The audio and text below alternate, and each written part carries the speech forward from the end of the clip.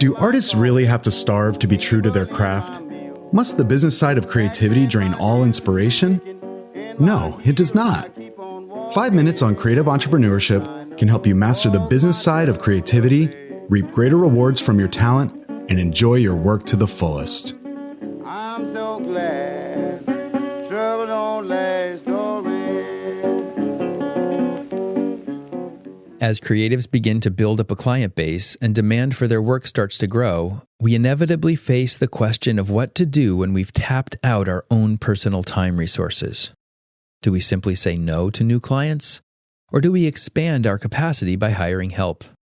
This is a pivotal decision. Creatives who get on the growth path often get wrapped up in the excitement as they begin entertaining visions of better clients, more creative opportunities, and more money. If you ask creatives on a growth path what their biggest problem is, you'll probably hear about their struggles with marketing and new business, or maybe project management. Growth itself is not often considered a problem, but without intentionality and careful planning, growth can quickly turn from the fulfillment of all your dreams to your worst nightmare. I'm Eric Holter, and I've been a serial creative entrepreneur for over 3 decades. After graduating from Rhode Island School of Design in 1991, I could cut and print beautiful wood engravings. But I had no idea how to run a business. They just don't teach enough about business in art school. We all encounter problems and struggles in business, but rarely do we foresee them. We end up learning in real time and repairing things after they've broken down. How much easier would it be if we could see problems coming and be ready for them? Not all problems are avoidable, but many are, and those associated with growth are predictable, and yet so many creatives walk right into them and end up being cursed by the problem of growth. Over the next few episodes, I'll be describing some of the struggles that accompany growth. But before we get to those specifics, the best place to start on this topic is to ask ourselves why we want to grow in the first place, and to consider alternatives to simply expanding headcount. So many creatives end up growing their firm simply because the work arrived. They experienced increased demand for their services and needed help to get it all done. Growth happens to them organically as opportunities increase. Maybe you've been there, or long for such a problem to happen to you. But what if unplanned organic growth required you to become much less of a creative and much more of a business owner? Rather than spending time in Photoshop, you end up spending all your time networking, marketing, managing money, and HR issues. Would you be as excited about the prospect of growth then? For a creative to grow a business in such a way that they retain their creative focus is extremely difficult.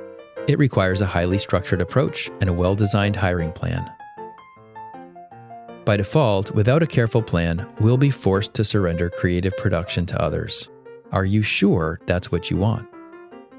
And what if, in addition to decreasing your creative activity, your expectations of greater profits were also to come up short? Growing a business always requires careful navigation of high step costs, increased overhead, new managerial issues, and increased demand on new business. And most creatives don't even see these challenges until they hit them and bottom out. Growing a business requires careful budgeting of financial resources and building profit margins capable of bearing the inefficiencies and revenue lag time that always comes with growth. So, with so much guaranteed difficulty, it's pretty important to ask yourself why you want to get on the growth path in the first place, and to contemplate alternative options. So why would you choose growth? Well, there are many reasons you might want to build a growing firm. Larger firms do tend to attract higher profile clients, and those clients can provide better creative opportunities. Larger clients also tend to expect higher rates and fees. Another reason you might want to build a growing firm is that you long to work collaboratively with a team. Being a solopreneur can be lonely and isolating, so an appetite for camaraderie might also drive this decision. All these may be perfectly proper motives, but getting clear about your goals should be the first step in considering growth. Only after you get a firm grip on your goals can you begin to chart a path that fits your intentions and interests. Growing your creative practice can be tremendously fun and exciting, but don't let enthusiasm blind you to the real challenges ahead. Be sober-minded about this. Think things through, and then set a plan that will lead your growth rather than having growth lead you. Until next week, don't let the business of creativity overwhelm your creative business. 5 Minutes on Creative Entrepreneurship is a podcast by Eric Holter, mentor to creative entrepreneurs. You can find more content and resources at erichholter.com. His book, Blazing the Freelance Trail, is available on Amazon in print, Kindle, and audio. If this podcast is helpful to you, be sure to share it with your colleagues, and ratings and reviews are always appreciated. I'm so glad trouble don't last.